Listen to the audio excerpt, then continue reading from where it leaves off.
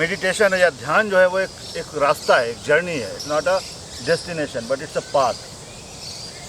And we start that path, we start travelling that path by following certain things. Certain things, पहला चीज़ तो ये कि हमें क्या नहीं करना है. जैसे हमें नशा नहीं करना चाहिए, हमें चोरी नहीं करना चाहिए, हमें किसी भी तरह का उपहार नहीं लेना चाहिए, हमें अल्कोहल नहीं लेना चाहिए. ये सारी चीज़ें होती हैं जो नहीं करनी चाहिए. यम. फिर नियम होता है जो हमें क्या करना चाहिए. हमें सुबह उठना चाहिए, हमें सुबह उठ के भगवान में ध्यान लगाना चाहिए और एक रूटीन फॉलो करना चाहिए, एक डिसिप्लिन फॉलो करना चाहिए. ठीक है. तो इस तरह से वो होता है नियम. फिर आसन, हमें किस तरह पूरे दिन अपने आप को कंपोज करना है, बैठना, उठना, सोना, ये सारी चीज़ें होती हैं. और फिर प्राणायाम, हम अपने श्वास को किस तरह से लेना है. तो श्वास हमें पूरी अंदर से लेना है, पेट से लेना है और पूरे पेट से लेना है और सांसों और पेट तक लेना है और पेट से लेना है. तो ब्रीद इन ब्रीद आउट जो बोलते हैं वो पेट से होना चाहिए, ना कि लंग्स से होना चाहिए. फिर प्रत्याहार, जिसमें प्रवृत्ति और निवृत्ति आती है. प्रवृत्ति और निवृत्ति, हम हमारे जब as a human being we have got certain things which other animals और फैसिलिटी नहीं है. और हमारा वो फैसिलिटी क्या है? वो फैसिलिटी है हमें फ्री वे. हम अपने हिसाब से कुछ कर सकते हैं. That is our free way. तो वहाँ पर और इस फ्री विल के कारण वी मेक आवर प्रवृत्ति और निवृत्ति. तो हमारा प्रवृत्ति क्या होगा या निवृत्ति क्या होगा, ये डिपेंड करता है कि हम अपने फ्री विल को किस डायरेक्शन में ले जा रहे हैं.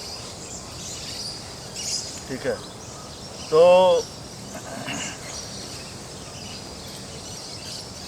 प्रवृत्ति और निवृत्ति क्या है?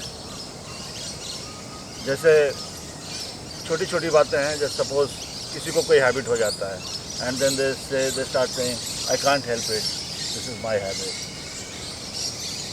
तो ये उसकी प्रवृत्ति बन गई. ठीक है. तो धीरे धीरे करके हमारी जो आदतें हैं वो बदल जाती हैं, हमारी प्रवृत्ति बदल जाती है.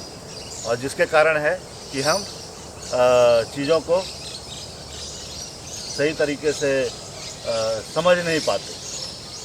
तो जो पांचवा स्टेज होता है उसको प्रत्याहार बोलते हैं, जिसमें प्रवृत्ति और निवृत्ति आती है और जिसके अंतर्गत हमें अपने हैबिट को बनाना चाहिए, हमारा हैबिट सही होना चाहिए.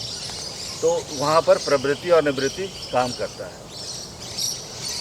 किसी को खाने की प्रवृत्ति हो जाती है, किसी को कुछ भी हो सकता है कि बहुत सारे लोग हैं, बहुत कुछ गलत आदतें आ जाती हैं. तो उन सारी चीज़ों को हटाना है, ये सारी प्रवृत्तियों को धीरे धीरे करके कॉन्शियसली ख़त्म करना है. तो ये प्रवृत्ति होती है. और फिर धारणा आता है. धारणा जहाँ पर हम ये सोच के बैठते हैं कि अब मैं बैठ गया हूँ और मैं इतने देर में केवल इतनी देर ध्यान करने वाला हूँ. धारणा का मतलब ये होता है कि हमने एक चीज़ फिक्स कर लिया अपने माइंड में और उस चीज़ को करना है. धारणा होता है. और फिर ध्यान बहुत प्रकार के हो सकते हैं, लेकिन सारे प्रकार में एक चीज़ कॉमन है कि ध्यान आपको खुद में ही करना है, अंतर्मुखी होके ही करना है, बहिर्मुखी होके नहीं करना है. ठीक है. ध्यान. और फिर उसके बाद उसका फाइनल स्टेज आता है जो समाधि है. अब उस दिन हम लोगों ने बात किया था कि अगर हम अपने विचारों को थोड़ा होल्ड करें और थॉटलेस रहें तो हम ध्यान में पहुंच सकते हैं.